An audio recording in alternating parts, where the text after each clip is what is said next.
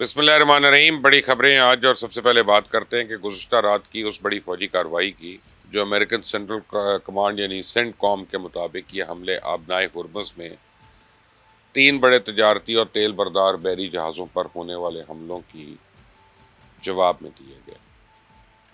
تو واشنگٹن میں نیٹو سربراہی اجلاس کے دوران پریزیڈنٹ ڈونلڈ ٹرمپ نے ان حملوں کی براہ راست منظوری دی تھی.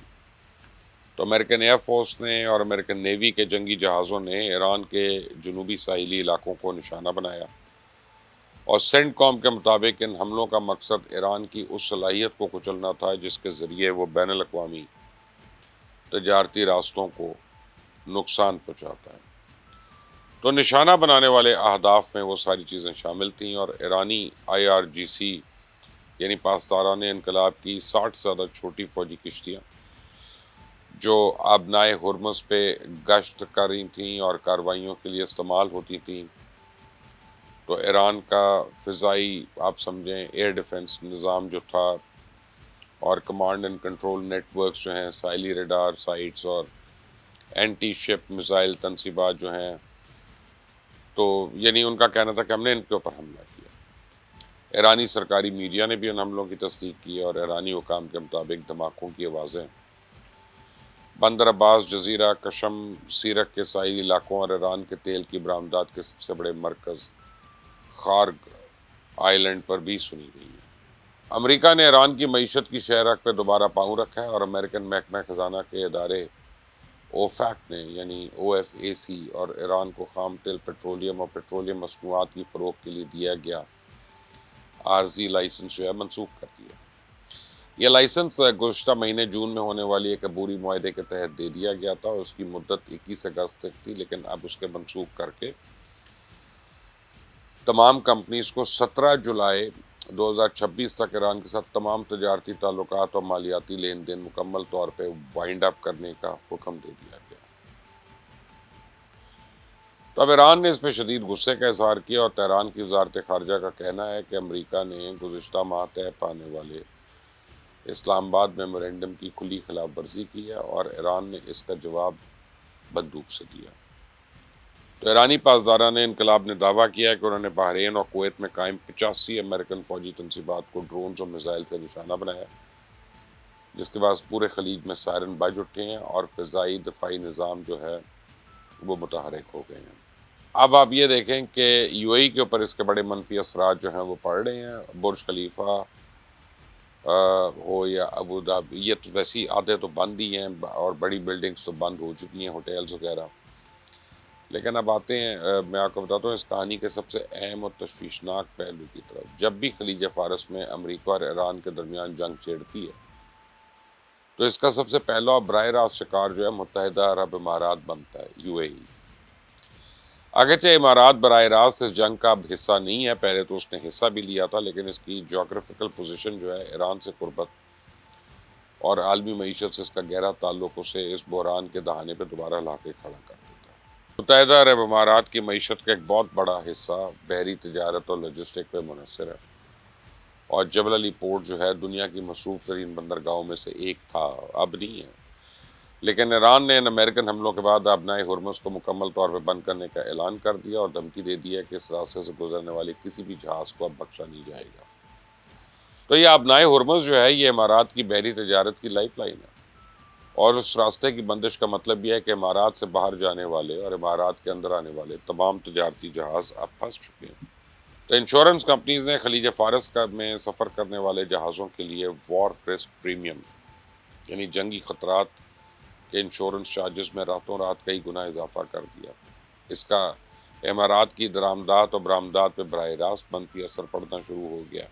ان کی پہلی کرپلڈ اکانومی مزید گر رہی ہے. اب متحدہ عرب امارات میں سپلائی چین متاثر ہو رہی ہے، اور اشیاء کی قیمتیں بڑھ رہی ہیں. آپ یہ دیکھیں کہ دبئی اور ابو دھابی جو ہیں یہ دنیا کے بڑے ایویشن ہب ہیں. تو امارات جو ہے وہ ایمریٹس ایئر لائنز کا ایئر بیس ہے، اور اتحاد کا بھی دنیا بھر کے مسافروں کو مشرق وسطیٰ کے فضائی راستوں کے ذریعے یہ جوڑتے ہیں. اور گزشتہ رات کی فوجی کارروائیوں اور بحرین و کویت میں ہونے والے جوابی میزائل حملوں کے بعد خلیج کی فضائی حدود جو ہیں وہ یا ایئر سپیس انتہائی غیر محفوظ ہو چکی ہے.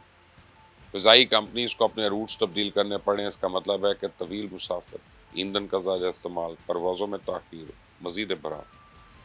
جنگی صورتحال کی وجہ سے غیر ملکی سیاحوں نے متحدہ عرب امارات کے دوبارہ اپنے منصوبے منسوخ کرنا شروع کر دیے۔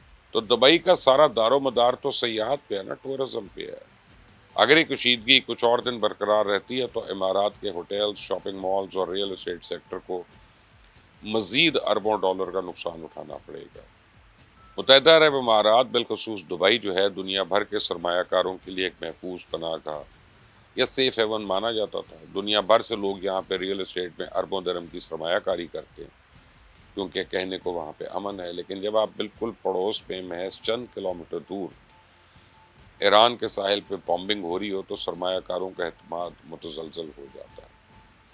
اور معاشی ماہرین کا کہنا ہے کہ اس جنگی ماحول کی وجہ سے عارضی طور پہ اماراتی ریئل اسٹیٹ مارکیٹ میں گراوٹ دیکھی جا سکتی ہے۔ میں سمجھتا ہوں یہ عارضی نہیں ہے، یہ کافی عرصے سے ہو رہی ہے، اور کیپٹل سرمائے سے یعنی آپ کیپٹل فلائٹ شروع ہو گئی ہے وہاں پہ، اور امارات کی حکومت نے اس کی سیلنگ کر دی کہ جی آپ ایک وقت میں $1,00,000 زیادہ نہیں نکال سکتے، جس سے مزید وہاں پہ بین الاقوامی سرمایہ کار جو اپنا پیسہ مشرق وسطیٰ سے نکال کر زیادہ محفوظ خطوں میں جیسے یورپ ہے یا امریکہ یا آسٹریلیا ہے وہاں پہ منتقل کرنا شروع ہو گئے ہیں۔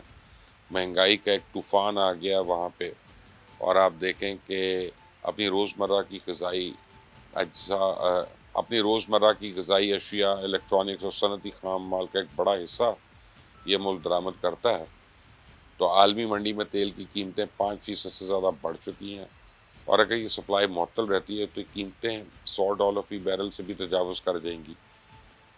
تو حالانکہ یو اے ای خود ایک تیل پیدا کرنے والا ملک ہے، لیکن عالمی سطح پہ تیل کی قیمتوں میں پائیدار اضافہ اور سپلائی چین کی تباہی جو ہے مقامی سطح پہ بھی پیٹرولیم کی مصنوعات، بجلی اور لاجسٹکس کو بہت مہنگا کر دیتی ہے۔ نتیجہ اس کا یہ ہے کہ عرب امارات کے شہری زیادہ تر ایکسپیٹریٹس ہیں، تارکین وطن ہیں، ان کے لیے مہنگائی کی صورت میں مزید اضافہ ہوگا۔ کھانے پینے کی اشیاء سے لے کے کرائے تک ہر چیز کی قیمت میں اضافہ ہے، ان کی جو خرید فروخت ہے اس کو متاثر کر رہی ہے۔ بہرحال اب یہ جنگ جو ہے ایک نئے آپ سمجھیں کہ ڈائریکشن میں جا رہی ہے۔ آج بہت اہم دن ہے، پتہ چلے گا کہ ایران کے جوابی حملوں کے بعد امریکہ کیا کرتا ہے۔ اگر تو انہوں نے دوبارہ جوابی حملے کر دیے تو پھر تو یہ جنگ دوبارہ شروع ہو جائے گی، لیکن مجھے پتہ ہے کہ پاکستان بھرپور کوشش کر رہا ہے کہ سینٹی شوڈ پریویل اور گڈ سینس شوڈ پریویل۔ تو پاکستان کی کوششیں اگر کامیاب ہوگی انشاءاللہ تو پھر اس میں کوئی ٹھہراؤ آ سکتا ہے، لیکن فی الحال تو یہ بڑا ہی والیٹائل معاملہ ہے، جیسے وہ تیل کو آگ دکھانے والی بات ہے۔ تو اب وہاں تک صورتحال پہنچی ہوئی ہے۔ دعا کریں کہ اللہ تعالیٰ سب خیر کر دے۔ کامنٹس میں مجھے اپنی رائے دیجیے گا کہ آپ کے خیال میں آگے کیا ہونے والا ہے۔ اپنا خیال رکھیں۔ انڈر دا نیکسٹ ٹائم، اللہ حافظ۔